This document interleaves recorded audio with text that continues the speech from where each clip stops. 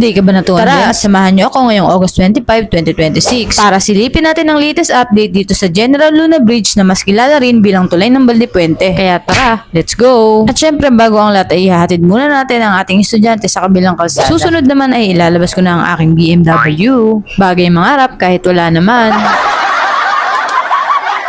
Sa baryong tahimik, umaga'y ligaya, huni ng maya, hatid na biyaya, sumasayaw ang dahon.